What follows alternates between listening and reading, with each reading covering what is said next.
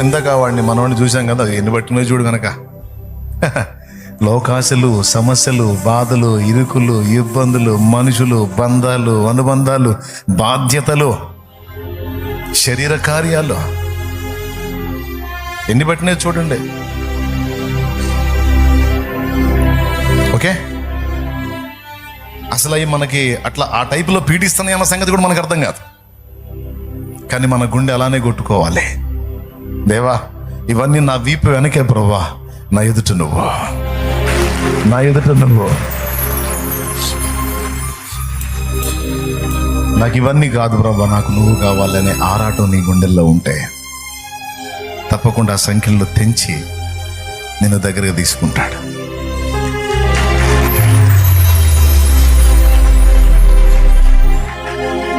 నువ్వు అలా కావాలని ఆయన కోరుకుంటాడు. నువ్వు ఏ ఒత్తిడిని ఫేస్ చేయొద్దు, నువ్వు ఏ ఒత్తిడిని శ్రమ అనిపించొద్దు. నువ్వు నా రెక్కల చలువను అనుభవించాలి, నా రెక్కలలోకి రావాలి,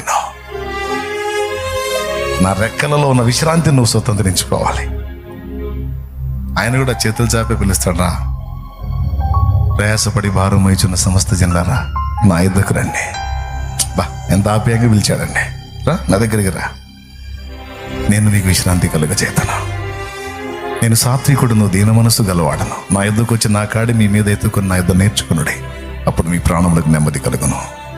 రెండు రెండు రెండు పిలిచాడు ఆయన ఆహ్వానించి. కానీ నిన్ను ఆయన దగ్గరకు చేరకుండా చేయడానికి చాలా సంఖ్యలు అడ్డుపడతాయి. ఈ ఘట్టంలో నువ్వు బలాత్కారుడిగా మారాలి. బలవంతంగా కొన్నిటిని వదిలించుకొని ఆయన పాదాల దగ్గరికి వెళ్ళాలి. ఏదైనా అది ఎంతటిదైనా నా యేసయ్య కంటే ఏది నాకు ఎక్కువ కాదు. ఆయన నేను ఆయన అంతే. ఆయన నేను ఆయన అంతే.